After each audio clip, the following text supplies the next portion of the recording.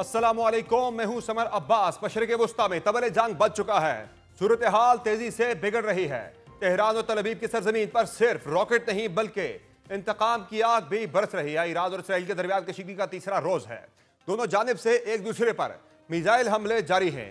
आज शाम को ईरान ने दारुल हुकूमत तेहरान पर हमले के जवाब में इसराइल पर 50 बैलिस्टिक मिसाइल दागे हैं, जिनमें इसराइली वज़ीर आज़म नेतन्याहू की कैसरिया में वाक़ निजी रिहाइशगाह को भी निशाना बनाया गया है। इससे कबल इसराइल ने ईरान के दारुल हुकूमत तेहरान में मुख्तलिफ अहदाफ को निशाना बनाया।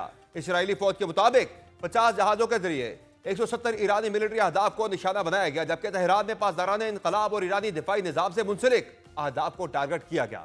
अरब मीडिया के मुताबिक तेहरान के वस्ती इलाके में ईरानी पार्लियामेंट की इमारत के करीब धमाकों के बाद आग लग गई, जबकि तेहरान में पुलिस हेडक्वार्टर्स पर इसराइली ड्रोन हमले में मुतअद्दिद अफराद जख्मी हुए। इसके अलावा ईरान में 5 कार बम धमाकों की इत्तलात भी हैं, जबकि इसराइली मिसाइल हमले में तेहरान के इलाके तजरिश में पानी की मेन लाइन तबाह हो गई। तेहरान पर इसराइली हमले के बाद ईरानी सदर मसूद पज़ेशियान ने कहा है कि इसराइल के हमले जारी रहे तो जवाबी कार्रवाई इंतहाई ताकतवर और फैसला कुन होगी। इससे कबल गुज़िश्ता रात को भी ईरान और इसराइल के दरमियान मिसाइलों से हमले का सिलसिला जारी रहा। ईरानी सरकारी टीवी के मुताबिक इसराइल पर 100 से जायद सुपरसोनिक बैलिस्टिक मिसाइल दागे, जिनमें अमाद, गदर और खैबर शिकन मिसाइल का इस्तेमाल किया गया। ईरानी मीडिया के मुताबिक हैफा में इसराइल का एक बड़ा ऑयल डिपो तबाह हुआ, जबकि इसराइली जौहरी तंसीबात डेमोना को भी निशाना बनाया गया। टाइम्स ऑफ इसराइल ने तस्दीक की है कि ईरान के मिसाइल हमलों में 14 इसराइली हलाक और 200 से जायद जख्मी हुए हैं। एक ईरानी बैलिस्टिक मिसाइल हैफा के मशरक में शुमाली शहर तामरा में 2 मंजिला इमारत से टकराया, जिसके नतीजे में 4 इसराइली शहरी हलाक और 13 जख्मी हुए। बेतयाब में ईरानी मिसाइल हमले के नतीजे में 6 इसराइली हलाक हुए। चैनल 12 के मुताबिक गुज़िश्ता रात ईरानी मिसाइल हमलों में 200 से जायद अफराद जख्मी हुए, जबकि 35 शहरी लापता भी हैं। गुज़िश्ता रात को अब तक की सबसे शदीद और खतरनाक रात करार दिया जा रहा है, जिसमें ईरान ने वाज़े तौर पर अपने शहरी और दिफाई तंसीबात को निशाना बनाने का बदला लिया। इसके जवाब में इसराइली फ़िज़ाइया ने तेहरान में मुतअद्दिद फौजी और मुआशी अहदाफ को निशाना बनाया। इसराइल की जानिब से ईरान में दुनिया की सबसे बड़ी गैस फील्ड को निशाना बनाकर वसीअ तनाज़े के खदशात पैदा कर दिए हैं। तेहरान में इसराइल की जानिब से किए गए फ़िज़ाई हमलों में ईरानी वज़ारत दिफा को निशाना बनाए जाने की इत्तलात भी हैं। इसराइली अखबार ने खबर दी है कि वज़ीर दिफा इसराइल कॉट्स ने कहा है कि तेहरान को बैरूत बना देंगे। ईरान ने शहरियों पर हमले करके बड़ी गलती की है, उसे मजा चखाएंगे। दूसरी जानिब नेतन्याहू हुकूमत ने कहा है कि मगरबी तेहरान में जौहरी तंसीबात के इर्द गिर्द आबादियों के शहरी अपने घर बार छोड़ दें। इस बयान से जाहिर होता है कि इसराइल का ईरान की जौहरी तंसीबात पर मजीद हमलों का इरादा है। रॉयटर्स के मुताबिक आज इसराइली फौजी ओहदेदार ने कहा कि इसराइल के पास अब भी ईरान में अहदाफ की एक तवील फहरिस्त मौजूद है, जिन्हें निशाना बनाया जाना बाकी है।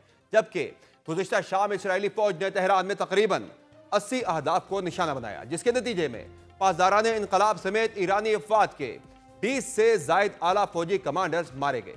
इसके अलावा इसराइली हुक्काम का यह दावा भी है कि उसने यमन में एक फ़िज़ाई कार्रवाई के दौरान हौसी मलेशिया के मिलिट्री चीफ मोहम्मद अल गमारी को निशाना बनाकर शहीद कर दिया। जहां इसराइल ईरान के दिफाई और मुआशी अहदाफ को निशाना बना रहा है, वहां तशवीशनाक बात यह है कि इसराइल ईरान की क़यादत के पीछे भी हाथ धोकर पड़ा हुआ है और अब इसराइल ईरान के रहबर आला या सुप्रीम लीडर आयतुल्लाह अली ख़amenei को निशाना बनाने के इम्कान को भी रद्द नहीं कर रहा। इसराइली फौज के तर्जुमान के मुताबिक हम नहीं बताना चाहते कि आयतुल्लाह ख़amenei हमारा निशाना है और उन पर हमले का इम्कान रद्द नहीं किया जा सकता। इस बयान के बाद खित्ते में जारी कशीदगी एक नए खतरनाक मरहले में दाखिल हो गई है। एक तरफ इसराइल और ईरान बाहम दस्तो गिरेबा हैं, तो दूसरी जानिब दीगर आलमी ताकतें भी इन दोनों ममालिक की मुखालफत या हिमायत से मुतल्लिक अपनी सफ़बंदी कर रही हैं। अमरीकी सदर डोनाल्ड ट्रंप ने अपने ताज़ा मौक़िफ़ में इसराइल और ईरान को मुआहिदा करने का मशवरा दिया है। सोशल मीडिया पर जारी अपने बयान में अमरीकी सदर का कहना था कि ईरान और इसराइल को एक मुआहिदा करना चाहिए और वो मुआहिदा करेंगे। अमरीकी सदर के मुताबिक उन्होंने भारत और पाकिस्तान को मुआहिदा करने पर राजी किया। पहले दौरे सदारत में सर्बिया और कोसोवो की जंग खत्म कराई। डोनाल्ड ट्रंप का मजीद कहना था कि उनकी मुदाखलत से इन ममालिक में अमन है और अमन कायम रहेगा। ईरान और इसराइल के दरमियान भी जल्द अमन होगा। इस मुतालिक बहुत सी कॉल्स और मुलाकातें हो रही हैं। ईरान और इसराइल के मामले में अमेरिका का किरदार जितना कलीदी है, बज़ाहिर उतना ही तजाद से भरपूर दिखाई दे रहा है। जुबानी बयानी हद तक तो अमेरिका इसराइल की सहूलत कारी करने से मुसलसल इनकार कर रहा है। अमेरिकी सदर डोनाल्ड ट्रंप ने इसराइल की मदद की बातों को मुस्तरद किया, लेकिन साथ ही ईरान को खबरदार भी किया कि अमेरिका के खिलाफ कोई कार्रवाई हुई तो उसका भरपूर जवाब मिलेगा। अमेरिकी सदर का दावा और मौक़िफ़ अपनी जगह, लेकिन ज़मीनी हक़ाइक़ और ईरानी मौक़िफ़ के मुताबिक अमरीका मुकम्मल तौर पर इसराइल की पुष्ट पर खड़ा है। ईरानी वज़ीर ख़ारजा के बक़ौल उनके पास अमरीकी सहूलतकारी के सबूत भी मौजूद है और अमरीका को भी संगीन नताइज भुगत। ईरानी मौक़िफ़ के मोतबर होने की गवाही वो ज़मीनी हक़ाइक़ भी दे रहे हैं, जिनसे ये पता चल रहा है कि अमरीका किसी न किसी तरह इसराइली मदद में पेश है, जिसका एक बड़ा सबूत उस पेशरफ से भी मिला जब ईरान के इसराइल पर पे दर पे हमलों के बाद अमरीका ने यूक्रेन से बाद मिसाइल दिफाई निज़ाम मशरक़ वस्ता मुंतकिल कर दिए। अमरीकी वज़ीर दिफा ने फॉक्स न्यूज़ को इंटरव्यू में कहा कि उनसे बार बार पूछा जा रहा है कि आया आपने बाज़ ड्रोन डिफेंस निज़ाम यूक्रेन से मशरक़ वस्ता मुंतकिल किए हैं, तो मेरा जवाब हाँ में है। दूसरी जानिब ईरान और इसराइल के दरमियान इस कशीदगी को ख़त्म करवाने के लिए आलमी सिफारतकारी भी पूरी तरह मुतहर्रिक है, जहाँ कुछ ममालिक दबाव डालकर या जोर ज़बरदस्ती से ईरान को मजबूर करके जौहरी मुआहदे की जानिब ले जाना चाहते हैं, जबकि कुछ ममालिक ईरानी मौक़िफ़ के हक़ में इसराइल की खुली जारहियत के खिलाफ मगरबी ममालिक पर अपने असर और रसूख को इस्तेमाल कर रहे हैं। ईरान और इसराइल के दरमियान बढ़ते हुए तनाज़े को कम करने के लिए जर्मनी, फ्रांस और बरतानिया ने ईरान को फौरी मुज़ाकरात की पेशकश की है। जर्मन वज़ीर ख़ारजा का कहना है कि वो उम्मीद करते हैं कि अभी भी कशीदगी कम करने का मौका मौजूद है। जर्मनी, फ्रांस और बरतानिया ईरान के साथ फौरी तौर पर जौहरी प्रोग्राम पर मुज़ाकरात के लिए तैयार हैं। उन्होंने कहा यह तनाज़े को ख़त्म करने की बुनियादी शर्त है कि ईरान खित्ते, इसराइल या यूरोप के लिए कोई ख़तरा न हो। तीनों यूरोपीय ममालिक की इस पेशकश को मौजूदा कशीदा सूरत हाल में एक अहम सिफारती कोशिश करार दिया जा रहा है। ताहम जवाब में ईरान ने मगरबी ममालिक को खबरदार किया है कि अगर बेबुनियाद इल्ज़ामात का सिलसिला जारी रहा तो वो NPT से अलग हो जाएगा। अक़वाम मुत्तहिदा में ईरान के मुस्तकिल मंदूब सईद एरबानी ने अक़वाम मुत्तहिदा की सलामती कौंसिल के नाम ख़त में वाज़ेह किया है कि बरतानिया, फ्रांस और जर्मनी बेबुनियाद इल्ज़ामात लगा रहे हैं। उन्होंने कहा कि अगर ये तीनों ममालिक ईरान पर पाबंदियां बहाल करने की कोशिश में मसरूफ रहे तो ईरान एटमी अदम फैलाव के मुआहदे NPT से दस्तबरदार हो जाएगा। दूसरी जानिब इस तनाज़े को रुकवाने के लिए पाकिस्तान, सऊदी अरब और तुर्की भी अपना पूरा जोर लगा रहे हैं। गुज़िश्ता रोज़ वज़ीर-ए-आज़म शहबाज शरीफ की ईरानी सदर मसूद पेज़ेश्कियान से गुफ्तगू हुई और आज दीगर ममालिक ने भी ईरान से राब्ता कारी और सिफारतकारी को तेज़ किया। सऊदी अरब के वली अहद मोहम्मद बिन सलमान का भी ईरानी सदर से राब्ता हुआ, जिसमें तनाज़ात के हल के लिए ताकत का इस्तेमाल न करने पर जोर दिया गया। सऊदी वली अहद का कहना था कि उनका मुल्क ईरान की खुद मुख्तारी और सलामती को नुकसान पहुंचाने की मुदम्मत करता है। इसराइली हुकूमत ईरान से तनाज़ा बढ़ाना चाहती है ताकि अमरीका जंग में शामिल हो। इसके अलावा तुर्क सदर रजब तैयब अर्दवान ने अमरीकी सदर डोनाल्ड ट्रंप से गुफ्तगू में कहा कि तुर्किया जौहरी मुज़ाकरात को इसराइल ईरान तनाज़े के हल का वाहिद रास्ता समझता है। तुर्क सदर ने ईरानी सदर से भी राब्ता किया, जिसमें उनका कहना था कि इसराइल खित्ते को आग में धकेलने की कोशिश कर रहा है। जिसके बाद तुर्क सदर ने सऊदी वली अहद मोहम्मद बिन सलमान से भी राब्ता किया, जहां दिफाई और सिफारती सतह पर ईरान और इसराइल के दरमियान खींचातानी जारी है, वहां मीडिया और इंफॉर्मेशन के महाज पर भी इसराइली और भारतीय मोहरों को शदीद शर्मिंदगी का सामना है। जहां ईरान के अंदर इसराइली हमलों के बाद सूरत हाल काफी कशीदा है, वहां इसराइल के अंदर भी ईरानी जवाबी हमलों के बाद एमरजेंसी नाफिज कर दी गई है। ये सूरत हाल कब तक बरकरार रह सकती है और ये कहां तक जा सकती है, बात करके हमारे साथ मौजूद हैं सीधे साफी तर्जकार हामिद मीर साहब, जो कि मिडिल ईस्ट में कॉन्फ्लिक्ट को काफी ज्यादा कवर भी करते रहे हैं। बहुत शुक्रिया मीर साहब, आपने प्रोग्राम में ज्वाइन किया। ये बताएं कि ईरान इसराइल जंग आपको कितनी तूल पकड़ती दिखाई दे रही है, क्योंकि अब सदर डोनाल्ड ट्रंप भी मैदान में आगे हैं और वो उनका सोशल मीडिया पे जो बयान आया है वो कह रहे हैं कि दोनों ममालिक के दरमियान बातचीत होनी चाहिए। तो आपको लग रहा है कि ये पाक इंडिया तर्ज की डील जहां करवा पाएंगे या ये जंग मजीद फैलेगी? जी शुक्रिया समर साहब। देखिए, इस वक्त ये लग रहा है कि जो इजरायली प्राइम मिनिस्टर है नेतन्याहू, वो पूरी कोशिश कर रहा है कि किसी तरीके से अमेरिका को इस जंग में घसीटे, क्योंकि अभी तक अमेरिका जो है वो बराह रास्त इस जंग में शामिल नहीं हुआ। एक आम तासुर तो ये है कि इजराइल की मर्जी के इजराइल ने ये जो हमला किया है ईरान पर, तो ये अमेरिका की मर्जी के खिलाफ नहीं किया, लेकिन डोनाल्ड ट्रंप साहब और जो अमेरिकी एडमिनिस्ट्रेशन है उसने बड़ा एक क्लियर व्यू लिया हुआ है कि हम इस जंग में शामिल नहीं हैं। तो अब जबकि 3-4 दिन गुजर गए हैं, तो अभी तक जो एक बहुत बड़ी हकीकत खुलकर सामने आई है वो ये है कि जो इजराइल का एक आयरन डोम था, जो उसका एक मिसाइल डिफेंस सिस्टम था, वो नाकाम हो गया है और जो ईरान के मिसाइल हैं वो तेल अवीव को, हैफा को, यरूशलेम को और इजराइल के दीगर जो शहर हैं उनको हिट कर रहे हैं, जिसकी वजह से अब नेतन्याहू जो है वो चाहता है कि किसी तरीके से उसको जो अमेरिका की मदद मिल जाए, क्योंकि अमेरिका के पास ऐसे जदीद हथियार हैं जिनसे कि जो उनके ईरानी फौज के जो बंकर हैं बहुत ज़ेर ज़मीन है, अंडरग्राउंड है, वहाँ तक इजराइल के अभी तक बम नहीं पहुँच पा रहे और उनकी जो बहुत सी अहम फैसिलिटीज़ हैं उनको वो हिट नहीं कर पा रहे। तो अब नेतन्याहू की पूरी कोशिश है कि वो इसमें अमेरिका को मुलवस करे। अभी तक तो अमेरिका मुलवस नहीं हो रहा, लेकिन अगर अमेरिका मुलवस हो गया तो फिर मुझे कोई शक नहीं है कि फिर रशिया और चाइना जो है वो भी ईरान की सपोर्ट शुरू कर देंगे। और आपको पहले ही पता है कि पाकिस्तान समेत बहुत से जो मुस्लिम ममालिक हैं वो भी ईरान की सपोर्ट कर रहे हैं। तो मुझे लगता है कि अगर ये जंग जो है इसमें अमेरिका ने छलांग मार ली तो फिर ये एक वर्ल्ड वॉर 3 बन सकती है। इसलिए कोशिश करनी चाहिए, तमाम जो स्टेक होल्डर्स हैं उनको कोशिश करनी चाहिए कि इसराइल को रोके। इसराइल रुकेगा तो ईरान रुकेगा, अगर इसराइल नहीं रुकेगा तो ईरान जो है वो यूनिलैटरली कोई सीज फायर तो नहीं कर तो सकता। मीर साहब ये बताएं कि जो ईरान ने इसराइल पे जवाबी हमला किया है, जिसकी तवक्को कोई भी नहीं कर रहा था, ये जवाबी हमले की जो कैपेसिटी है ईरान की, या फिर जो कैपेबिलिटी है जो अब तक उन्होंने एग्जिबिट की है, ये इसराइल को मजीद हमले करने से या जंग को तवील करने से रोक सकती है क्या?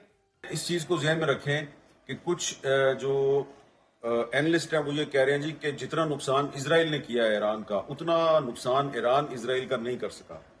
लेकिन अब इसमें आप ये भी देखें कि जो इसराइल है उसके जो मिसाइल हैं या उसके जो जहाज हैं वो जब ईरान पर हमला करने जाते हैं तो उनको कोई प्रॉब्लम नहीं होती, क्योंकि इसराइल का जो बॉर्डर है वो ईरान से ज़ाहिर कुछ दूर है, लेकिन जॉर्डन जो है वो उसको नहीं रोकता इसराइल को।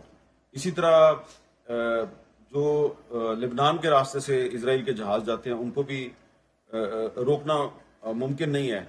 लेकिन जब ईरान से एक मिसाइल जो है वो फायर होता है तो उसको रास्ते में बहुत से रुकावटें जो हैं वो अबूर करनी पड़ती हैं।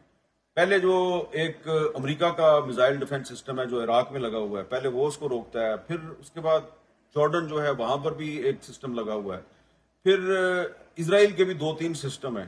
तो ईरान के अगर 10 मिसाइल फायर होते हैं तो उसमें से 3-4 जो हैं वो पहुंचते हैं, बाकी जो है उनको इंटरसेप्ट कर लिया जाता है। तो इस लिहाज से अगर आप देखें तो ईरान ने अभी तक जो पिछले 3-4 दिन में इसराइल को टफ टाइम दिया है, वो ऐसा लगता है कि वो सिर्फ इसराइल से उसकी लड़ाई नहीं है, उसकी को 5-6 बड़ी फोर्सेस के साथ लड़ाई है। बज़ाहिर अमेरिका इसमें शामिल नहीं है, बज़ाहिर बरतानिया भी इसमें शामिल नहीं है, लेकिन इसराइल जो है वो अमेरिका और बरतानिया का जो ये बताएं कि जो मुसलमान ममालिक हैं उनके बड़ी तेजी के साथ राब्ते आपस में भी और दीगर ममालिक के साथ भी जारी हैं।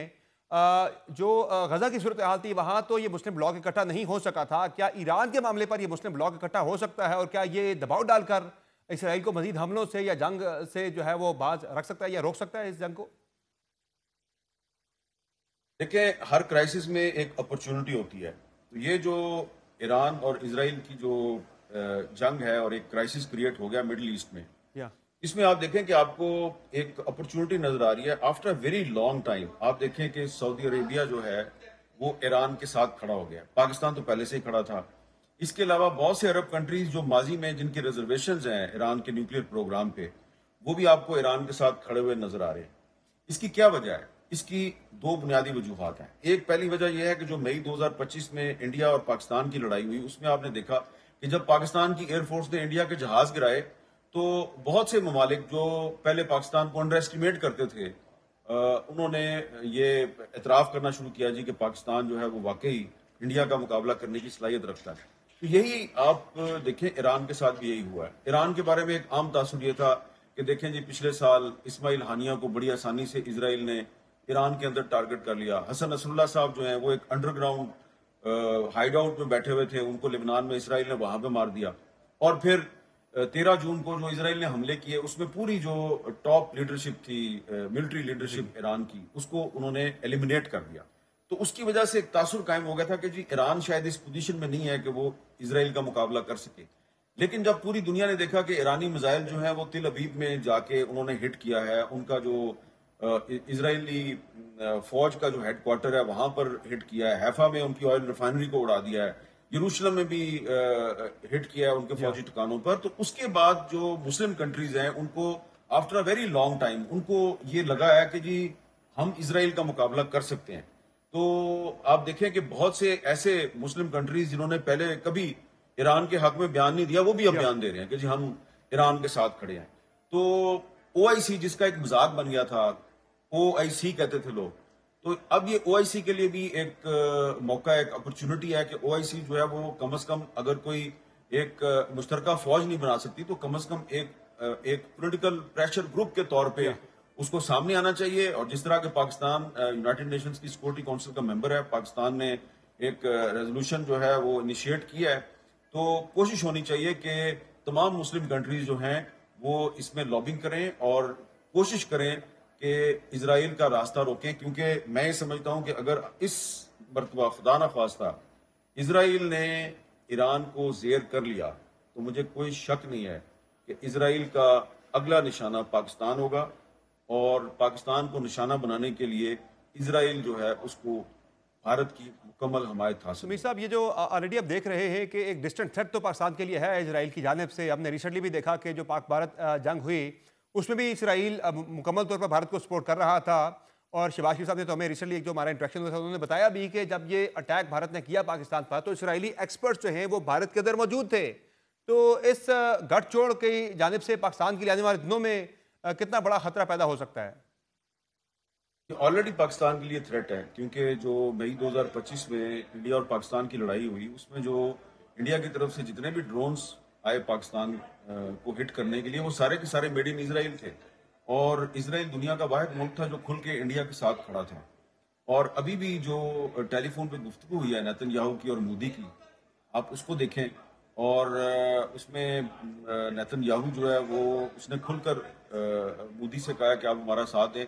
मोदी साहब इस वक्त मुनाफकत कर रहे हैं, वो एक तरफ ईरान को तासुर दे रहे हैं जी बिल्कुल कि हम जो है वो इस जंग में न्यूट्रल हैं, लेकिन वो मुनाफकत का मुजाहरा कर रहे हैं। वो खुलकर इसराइल के साथ हैं। और इसका सबसे बड़ा सबूत ये है कि आप इंडियन मीडिया को मॉनिटर कर लें। इंडिया के तमam बड़े टीवी चैनल्स के तमाम प्रोमिनेंट एंकर्स जो हैं, जो कि मोदी साहब के बहुत करीब हैं, वो खुलकर नेकेडली वो नंगे हो चुके हैं और खुलकर इसराइल की जो स्टेट स्पॉन्सर्ड टेररिज्म है against Palestine and against Iran, वो उसको सपोर्ट कर रहे हैं। तो इसलिए जो ईरान और इंडिया का नेक्सस है अगेंस्ट पाकिस्तान, वो किसी से ढका छुपा नहीं है। और अगर पाकिस्तान में किसी को अभी भी कोई गलत फहमी है, उसको गलत फहमी से निकलना चाहिए। कोशिश करें कि या तो इसराइल जो है उसका रास्ता रोकें या फिर खुल के ईरान के साथ खड़े हो जाएं और ईरान के साथ मिलकर इसराइल को शिकस्त दें। वरना अगर खुदा न खास्ता इसराइल जो है वो ईरान को जेर करने में कामयाब हो गया तो फिर जो उसका ग्रेटर इसराइल का मंसूबा है वो उस पर अमल दरामद करेगा। कुछ लोगों का ख्याल है जी कि इसराइल ने जो अटैक किया है ईरान पे, इसका मकसद रजीम चेंज है। मैं इससे इत्तेफाक नहीं करता। इसराइल का मकसद रजीम चेंज कतई नहीं है। इसराइल का मकसद ये है कि ग्रेटर इसराइल का जो मंसूबा है, जिसका नेतन्याहू बहुत पुराना सपोर्टर है, जी हाँ। वो उस पर अमल दरामद करना चाहते हैं। और ग्रेटर इसराइल का जो मंसूबा है वो क्या है, उसमें पूरे का पूरा फलस्तीन शामिल है, उसमें सीरिया शामिल है, उसमें इराक शामिल है, उसमें जॉर्डन शामिल है और उसमें मिस्र के कुछ इलाके भी शामिल हैं। तो ये तमाम जो इलाके हैं इनको इसराइल का हिस्सा बना के वो सऊदी अरब और तुर्की के बॉर्डर तक पहुंचना चाह रहा है। तो जो ग्रेटर इसराइल का मंसूबा है वो डायरेक्ट थ्रेट है सऊदी अरब को और तुर्की को। और सऊदी अरब को अगर ये ग्रेटर इसराइल का मंसूबा अगर एक थ्रेट है तो इसका मतलब है कि फिर जो हरमैन शरीफैन है, मुसलमानों के मुकामात मुकद्दसा है, वो जो आलमी सहूनी तहरीक है, वो उसकी साजिशों का निशाना भी बन सकते हैं। इसलिए ये इसराइल का रास्ता रोकना इसलिए ज़रूरी है कि नेतन्याहू ग्रेटर इसराइल के मंसूबे पे अमल दरामद करना चाहता है। और ग्रेटर इसराइल का मंसूबा जो है वो दुनिया भर के मुसलमानों के मफादात के लिए खतरा है। अमीर साहब, ये बताएं कि फिर पाकिस्तान क्या कर सकता है इस सारे तनाज़े के अंदर? प्रैक्टिकली तो पाकिस्तान इस जंग का हिस्सा जाके बन नहीं सकता। फिजिकली हम जो डिप्लोमेटिक और पॉलिटिकल सपोर्ट पाकिस्तान ने देनी है वो पाकिस्तान दे रहा है। तो क्या फिर रोल पाकिस्तान प्ले कर सकता है? पाकिस्तान बहुत कुछ कर सकता है। अभी तक तो पाकिस्तान ने सिर्फ पॉलिटिकल सपोर्ट किया है। लेकिन देखें, पाकिस्तान जो है उसने 1967 में 1967 में पाकिस्तान एयरफोर्स ने अरब इसराइल जंग में उसने अरब कंट्रीज को सपोर्ट किया था। 1973 की जो अरब इसराइल जंग थी उसमें भी पाकिस्तान एयरफोर्स ने अरब कंट्रीज को सपोर्ट किया था। तो क्योंकि इसराइल जो है वो भारत का इत्तेहादी है और पाकिस्तान की सिक्योरिटी के लिए एक डायरेक्ट खतरा है, सही। तो मैं समझता हूं कि हमें इस पर सोच विचार करनी चाहिए कि अगर इसराइल अपने हमले बंद नहीं करता तो फिर पाकिस्तान एयरफोर्स जो है मीर साहब, उसको ईरान के ईरान ऊपर। ने अपना हरमुज़ को बंद करने की धमकी दी है और जो जौहरी अदम फैलाव का की जो ट्रीटी है उससे भी बाहर आने की बात कर रहा है। तो ये जो ईरानी थ्रेट्स हैं, क्या ये इसराइल को बाज रखने से या दुनिया को इस तनाज़े को ख़त्म करने या जंग को रोकने में कोई किरदार अदा कर सकती है? देखिए, ये ईरान जो है वो अकेला तो इजराइल का रास्ता नहीं रोक सकता। तो अब वो कोशिश कर रहा है कि आबना हुर्मुज़ जो है उसको बंद करने की धमकी दे रहा है। उसने ये भी धमकी दिया कि अगर जो यूरोपीय कंट्रीज हैं, अगर उन्होंने इजराइल को ना रोका तो फिर वो जो एनपीटी है, nuclear non proliferation treaty. Proliferation treaty, तो वो उससे भी बाहर आ जाएगा। तो ये भी एक बड़ी इंपॉर्टेंट बात है। तो इसलिए मैं ये समझता हूँ कि जो ऑर्गेनाइजेशन ऑफ इस्लामिक कंट्री है, जो ओआईसी है, उसको फौरी तौर पर अपना एक हंगामी इजलास बुला के और ऐलान करना चाहिए कि अगर इसराइल ने ईरान के खिलाफ अपने हमले बंद ना किए तो फिर हम जो इसराइल के तमाम इत्तेहादी हैं उनका तेल बंद बहुत कर शुक्रिया देंगे। हामिद मीर साहब, आपने प्रोग्राम में ज्वाइन किया। नाज़रीन, आप तजिया मुलाजा कर रहे थे ईरान इसराइल जंग पर सीनियर तजज़ेकार हामिद मीर साहब का। प्रोग्राम में एक मुख्तर ब्रेक लेंगे, ब्रेक से वापस आएंगे, बात करेंगे पाकिस्तान के अंदर भी एक सियासी तनाज़ा इस वक्त जारी है और एक बड़ा सियासी तनाज़ा आने वाले दिनों में शुरू होने को है। बातों की मजीद ब्रेक के बाद हमारे साथ रहेगा।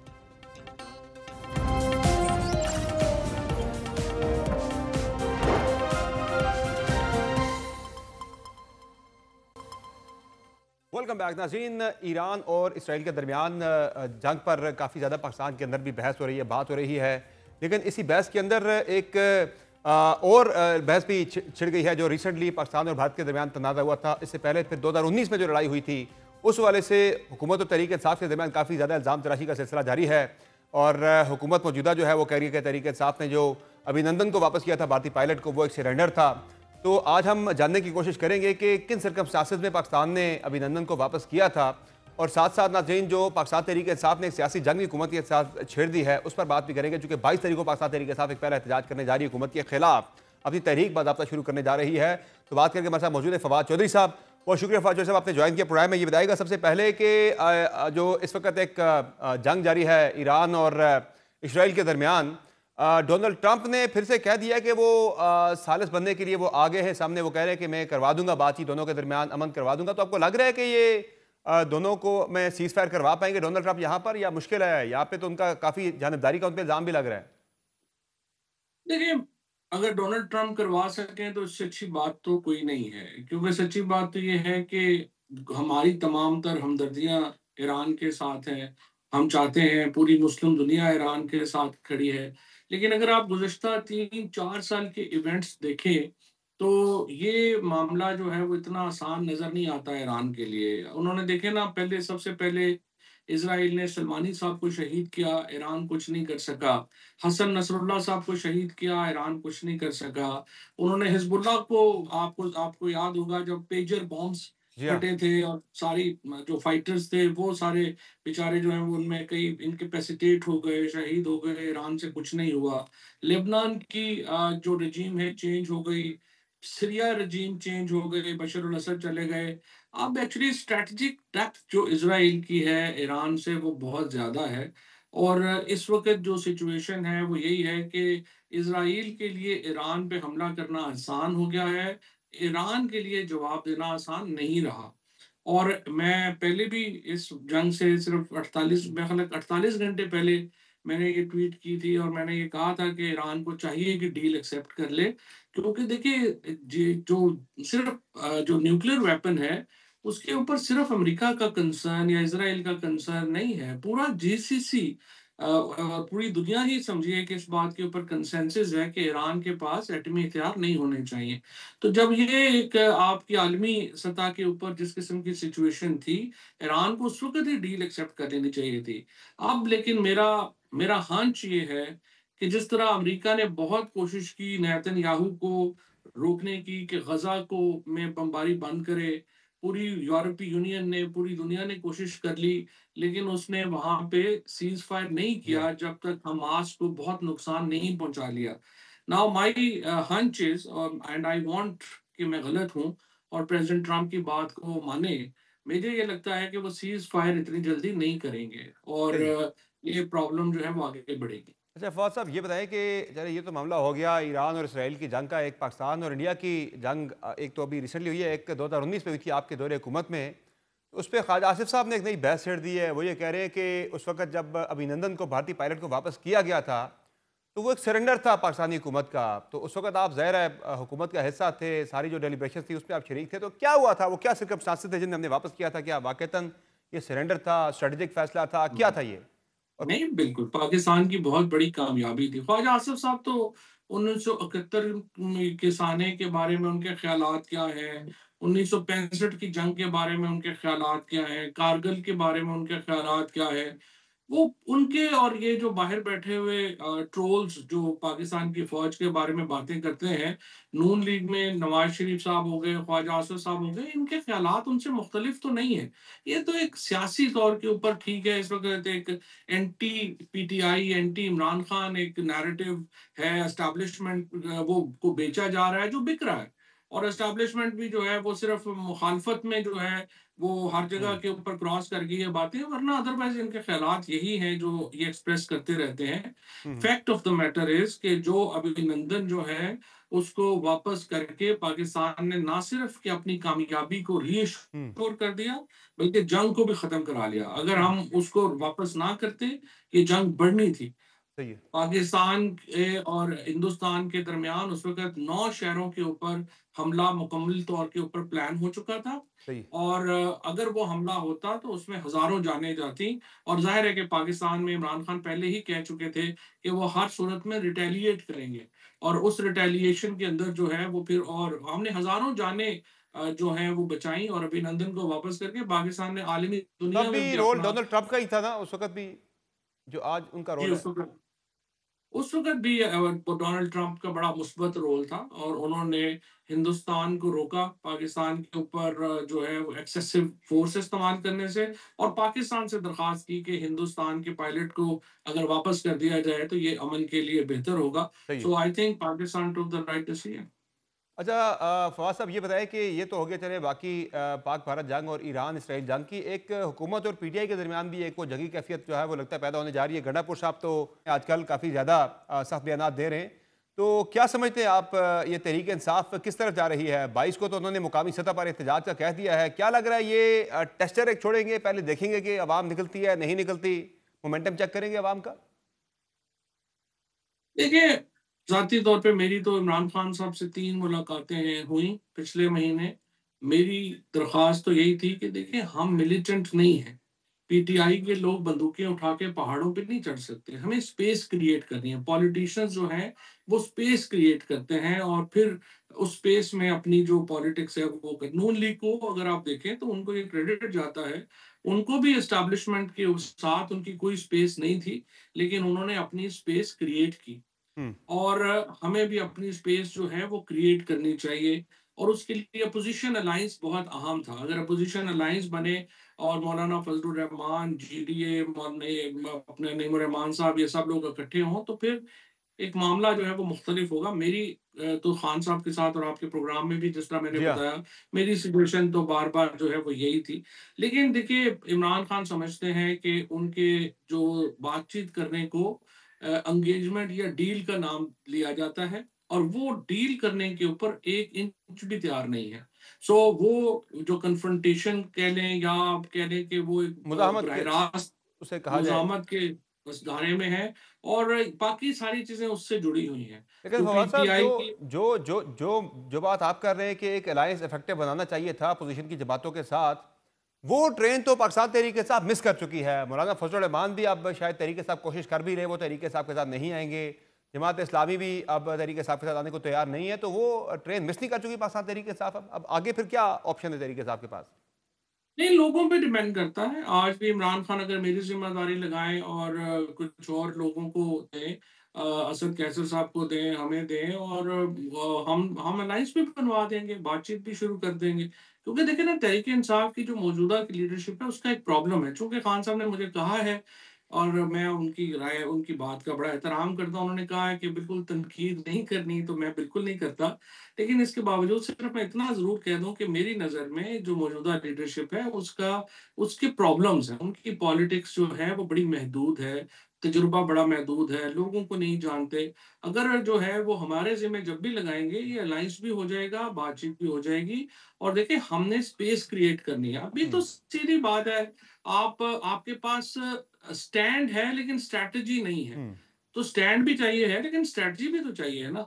अभी तो सीधी-सीधी बात है कि ये सारे 9 मई के मुकदमों में जिस तरह से केस चल रहे हैं, स्पेशली फैसलाबाद में, लाहौर या में जिस तरीके से इंसाफ को रौंदा जा रहा है, जजेस बेचारे जो हैं, वहाँ पे उनका हाल ही कोई नहीं है। प्रोसिक्यूटर जो है वो वहाँ पे सारे फैसले कर रहा है और वहाँ से आपको लेकिन वहाँ कन्विक्शंस आ जाएँगी, पाकिस्तान के अंदर इससे तलखियाँ और बढ़ेंगी। कोई पाकिस्तान में कुछ स्टेबिलिटी तो नहीं आ लेकिन रही इस फवाद सारे साहब, उससे मामले से। यह है कि हुकूमत को तो लग रहा है कि बज़ौर ताकत ही सही, डंडे के जरिए ही, लेकिन उन्होंने हाँ। वो ये कहते हैं हम स्टेबिलिटी ले आए। वो कह रहे तहरीक इंसाफ आज थ्रेट नहीं है हुकूमत के लिए, वो कह रहे हैं यही एक सबसे बड़ी उनके लिए एक पॉजिटिव साइन है। तो करे क्या तहरीक इंसाफ? मुट्ठी हुकूमत ने बहुत इस वक्त बंद कर रखी है, वो एक मुलाकात तक नहीं होने देते इमरान खान के साथ पार्टी के लोगों की, तो फिर वो क्या करें? उनके पास ऑप्शन क्या है, चॉइसेस क्या है फिर? नहीं, बिल्कुल आपकी बात ठीक है। इस वक़्त जिस तरह से तालिबान समझते हैं और जो कोई भी ऐसी रजीम जो अथॉरिटेरियन रजीम होती है, वो समझती है कि हमने लोगों को डंडे के बल के ऊपर हमने खामोश कर दिया, किसी की कोई ओपिनियन की कोई हैसियत नहीं है, हम फैसला करेंगे वही सही है। तो ऐसे जो मुल्क होते हैं, उनमें प्रॉब्लम यही होती है कि एक जो कब्रिस्तान की जो खामोशी है, वो इस्तेहकाम की अलामत तो नहीं है ना। हम्म। अब आप देखिए कि कब पाकिस्तान के अंदर जो सारी रजीम है या जो सारा ये सेटअप क्रिएट किया गया है, इसकी बुनियाद जो है वो कोरिजन के ऊपर है, इसकी बुनियाद जुल्म और लेकिन ज्यादती के मौजूदा ऊपर है। जो ग्राउंड रियलिटीज है फवाद साहब, उसमें तो कहीं पे किसी किस्म की थ्रेट जो है वो इस निज़ाम को नजर नहीं आ रही कहीं से भी। एक तहरीक ऐसे ही इंसाफ की होता है तरफ से ना। थी, लेकिन तहरीक इंसाफ वाली थ्रेट भी जो है वो ओवरकम हो गई, काफी ज्यादा जो है वो नीचे आ गई है। ये थ्रेट तो यही नजर नहीं आ रही नहीं कि डंडे के सामने गोलियों के सामने सिविलियंस तो नहीं खड़े हो सकते। सही है। और आप मैं अगर हम अगर 10 बंदे भी बैठे हुए हैं ड्राइंग रूम में और एक बंदा जो है वो क्लाशनकोफ लेके आ गया तो मैंने आपने क्या करना है, हम तो कुछ नहीं कर सकते। प्रॉब्लम ये है, लेकिन उसका मतलब ये तो नहीं कि वो वहीं पे खड़ा रहेगा। आपकी थक जाएंगे ना आप, जब आप इस तरह की हुकूमत चलाते हैं जिसकी बुनियाद जुल्म के ऊपर होती है। आप सही है। लाठी कितनी देर उठा के कोई खड़ा हो सकता है? वो थक सही है। जाएगा। जिस दिन थक जाएगा लोग पल पड़ेंगे। सो दिस इज अनफॉर्चुनेटली ये सिस्टम दुनिया में इतनी बार आजमाए जा चुके हैं कि उसपे कोई आर्गुमेंट भी नहीं है कि ये सही सिस्टम है। बुरी तरह फेल होना है। तो फवाद साहब, फिलहाल जो ज़मीनी हक़ाइक़ हैं, मैं आज के दिन की अगर बात करूं, जो ज़मीनी हक़ाइक़ हैं वो तो ये बता रहे हैं कि खान साहब फिलहाल लंबे अरसे के लिए अंदर ही हैं। ऐसी कोई हुकूमत पे कोई प्रेशर, कहीं से कोई दबाव, ऐसी कोई देखिए मजबूरी नज़र नहीं आ रही कि बात वो ये खान साहब को रिहा करे? वो जो राना अमर साहब बात ने भी ये है कहा कि था कि 2-3 साल की बात है। ये सिस्टम इमरान खान इस सिस्टम की मुज़ाहमत का फैसला कर चुके हैं और ये सिस्टम जो है फैसला कर चुका है कि हमने लाठी के बल के ऊपर हमने हुकूमत करनी है।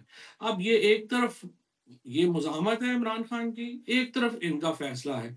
It can be long term, it can be short term, but लेकिन मुझे आपको कोई इसमें गेस नहीं है कि कितनी देर ये चलेगा। तो वो जो ख्वाजा आसिफ साहब बात कर रहे हैं कि जो है तहरीक इंसाफ आप मुतबादिल क़यादत सामने लेकर आए, वो क्या ये हुकूमती माइंडसेट के की यानी कि क्या रिफ्लेक्ट कर रहा है कि वो -1 की तरफ कोई एफर्ट हो रही है ताज़ा कोई?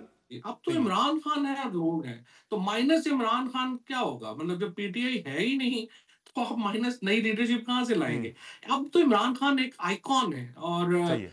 अ, मेरा नहीं ख्याल कि इमरान खान की रिप्लेसमेंट मुमकिन ही है। सही है। बहुत शुक्रिया फवाद चौधरी साहब, आपने प्रोग्राम में ज्वाइन किया। नाज़रीन, आपने गुफ्तगू मुलाहिज़ा की साबिक़ वज़ीर इत्तलात फवाद चौधरी की। इनका कहना है कि तहरीक इंसाफ को मुज़ाहमत ज़रूर करनी चाहिए, लेकिन उसके लिए एक हिकमत अमली है कि अपोजिशन को इकट्ठा किया जाए, अलायंस बनाया जाए पहले, फिर किसी मुज़ाहमत की तरफ जाया जाए। फ़िलहाल जो हिकमत अमली पाकिस्तान तहरीक इंसाफ की, उसमें सियासी स्पेस का मिलना मुश्किल ही दिखाई दे रहा है। प्रोग्राम में एक मुख्तसर ब्रेक लेंगे, ब्रेक से वापस आएंगे, बात करेंगे हुकूमत की जो नई टैक्स मेयर्स हैं उन पर बात करेंगे। पेट्रोलियम मसनूआत की कीमतों में इजाफा आज भी हो रहा है, आगे भी बड़ा इजाफा होने वाला है। हुकूमत के पास क्या ऐसी पॉलिसी है, क्या हिकमत अमली है कि अवाम को पेट्रोलियम मसनूआत में बड़े इजाफे से बचाया जा सके? बात होगी ब्रेक के बाद। हमारे साथ रहिए।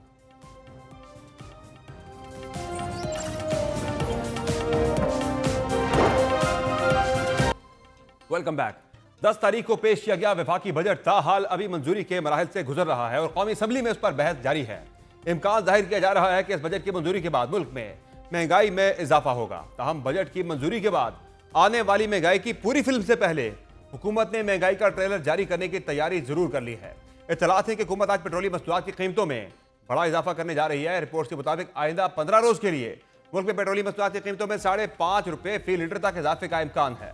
जराये के मुताबिक हाई स्पीड डीजल 5 रुपए 27 पैसे फी लीटर, पेट्रोल 1 रुपए 12 पैसे फी लीटर, जबकि मिट्टी का तेल 4 रुपए 16 पैसे, जबकि लाइट डीजल ऑयल 4 रुपए 13 पैसे फी लीटर महंगा होने का इम्कान है। दूसरी जानिब हालिया ईरान इसराइल कशीदगी के बाद भी आलमी मंडी में खाम तेल की कीमतों में तेजी से इजाफे के बाद पाकिस्तान में भी ये खदशात जन्म लेने लगे हैं कि यहां भी पेट्रोलियम मसनूआत की कीमतें आपे से बाहर हो सकती हैं।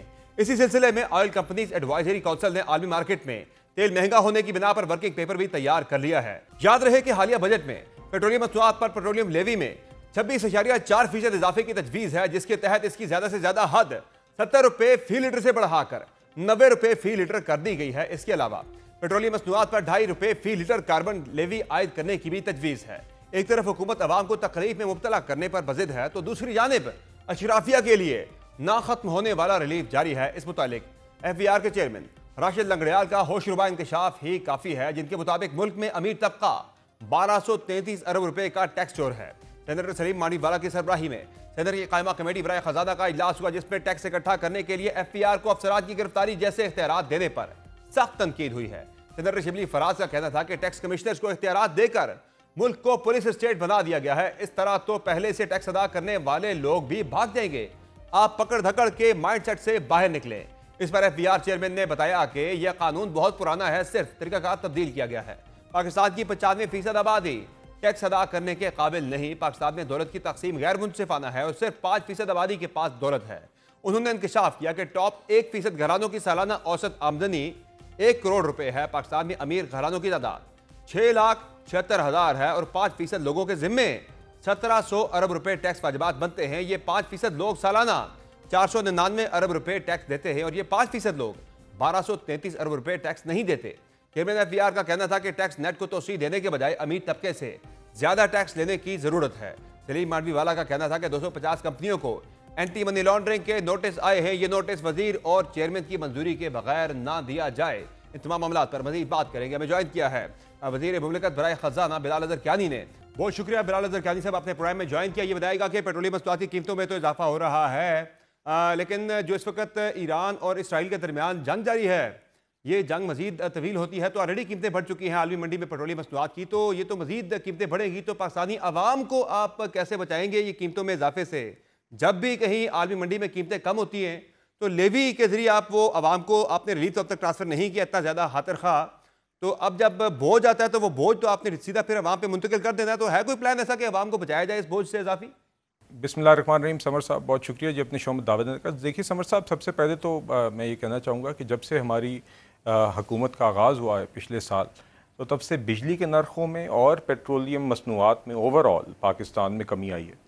और हम लार्जली हर 2 हफ्ते बाद जो पेट्रोलियम मसनूआत की कीमतों के तयन का अमल होता है, उसको आप जानते हैं कि लार्जली 2 चीज़ों पर उसका इन्हिसार होता है। एक ग्लोबल ऑयल प्राइसेस पे और फॉरेन एक्सचेंज जो भी मूवमेंट होती है। तो हम बिल्कुल ही जनरली पास ऑन करते हैं। यकीनन उसके अंदर हमने जो हमारे मुआशी इस्तेहकाम के चैलेंजेस थे उसको भी मद्देनज़र रखा, तो हमने ज़रूर उसको बैलेंस किया। उसमें बिल्कुल पेट्रोलियम लेवी और दीगर चीज़ें शामिल हैं, मगर ओवरऑल हमने तवाज़ुन रखा। बिजली और पेट्रोलियम मसनूआत की कीमतें कम भी की और हमने मुआशी जो अहदाफ थे वो भी अल्हम्दुलिल्लाह पहले साल में हासिल किए जी। तो अब अगर आगे कीमतें मजीद बढ़ती हैं आलमी मंडी में, ज़रा 57 जो है डॉलर फी बैरल तक भी ये कीमतें आई हैं कम होकर, लेकिन जब रिलीफ पाकिस्तानी अवाम को मिलना था तो आपने लेवी 10 रुपये बढ़ा दी थी, ये कह करके हमने कोई बलोचिस्तान में कोई सड़क बनानी है। हालांकि आपका जो PSDP है वो 400 अरब से ज़्यादा आपका वो बच किया, आपका वो खर्च ही नहीं हुआ, अनस्पेंट रहा, आप उसमें से भी सड़क बना सकते थे, लेकिन पाकिस्तानी अवाम को आपने रिलीफ नहीं दिया। तो अब आगे कीमतें अगर बढ़ती आलमी मंडी में तो पाकिस्तानी अवाम को आप उससे कैसे बचाएंगे फिर? जी नहीं समर साहब, एक तो जो हमने जिस सड़क के लिए PDL आपने जिक्र किया, बलूचिस्तान में जो एक सड़क है, बलूचिस्तान में आप जानते हैं डेवलपमेंट चैलेंजेस हैं, जिस सड़क का वज़ीर आज़म साहब ने वादा किया था कि उसके लिए PDL करेंगे, उसके लिए 100 या 120 अरब पूरे के पूरे हमारे इस PSDP में रिफ्लेक्टेड हैं। मैं आपको बाकायदा PSDP की बुक में वो दिखा सकता हूँ। तो बिल्कुल वो पैसे जिस तरह वादा किया गया था उसी सड़क के लिए इस्तेमाल हो रहे हैं जी। बाकी देखिए यकीनन हम इसको प्राइम मिनिस्टर साहब ने भी बल्कि ज़िम्मेदारी लगाई है जी।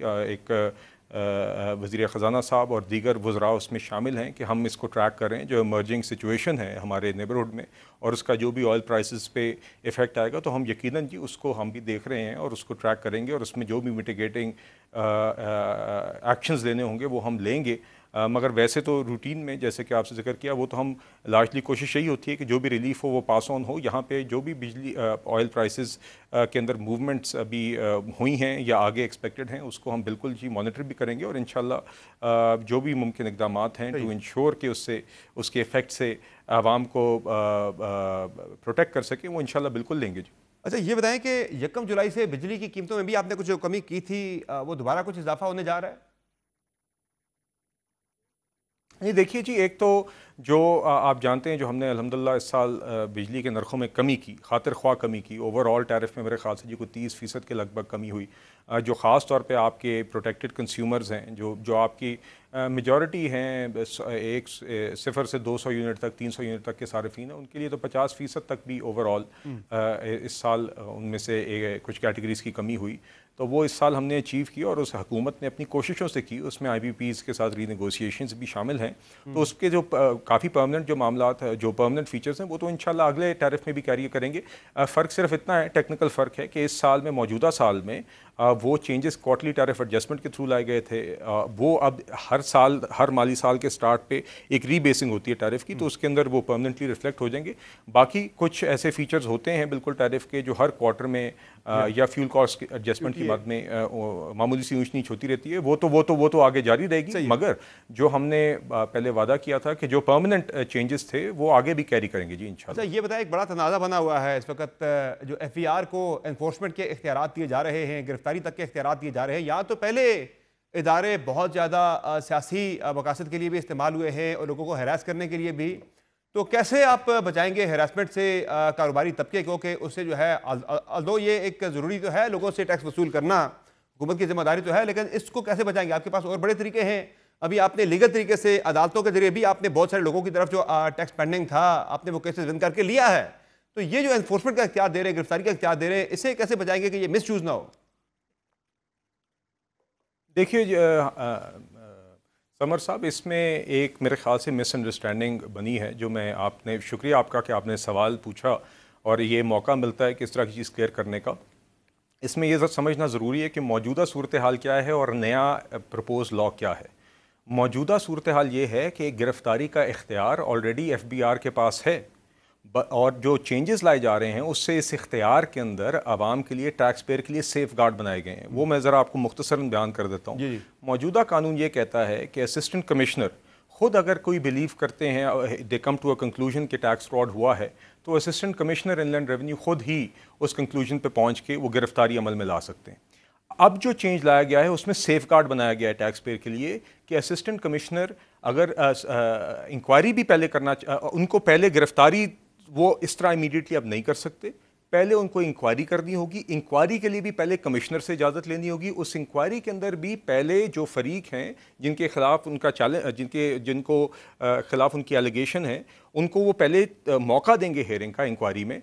इंक्वायरी के कंक्लूजन पे अगर वो समझते हैं कि इन्वेस्टिगेशन होनी चाहिए तो फिर इन्वेस्टिगेशन के लिए भी वो कमिश्नर से अप्रूवल लेंगे और इन्वेस्टिगेशन की स्टेज के दौरान अगर उस टाइम पे वो अगर अरेस्ट समझते हैं कि ज़रूरी है तो उस टाइम पे वो कमिश्नर से लेके अरेस्ट करेंगे। तो ये इन अ वे नहीं बल्कि actually safe guard tax payer को प्रोवाइड किया गया है जो मौजूदा कानून में नहीं है। तो इसमें power to arrest already exist करती थी, मगर उससे अब अरेस्ट से पहले इंक्वायरी लाजिम हो गई है। उनके टैक्स पेयर या जिसके खिलाफ इल्ज़ाम है उनकी सुनवाई का उनको मौका दिया जा रहा है और उसके बाद भी कमिश्नर की इजाज़त के बगैर ना इन्वेस्टिगेशन का आगाज़ हो सकता है और इन्वेस्टिगेशन के दौरान भी कमिश्नर की इजाज़त के बगैर वो अरेस्ट नहीं कर सकते। और ये जो एनफोर्समेंट के जरिए जो है मज़ीद 399 अरब की बात की जा रही है, क्या वो इसी एनफोर्समेंट की बात हो रही है या वो इससे अलग है, हट के है? नहीं, देखिए ये तो जी ओवरऑल इन्फोर्समेंट है ना जी।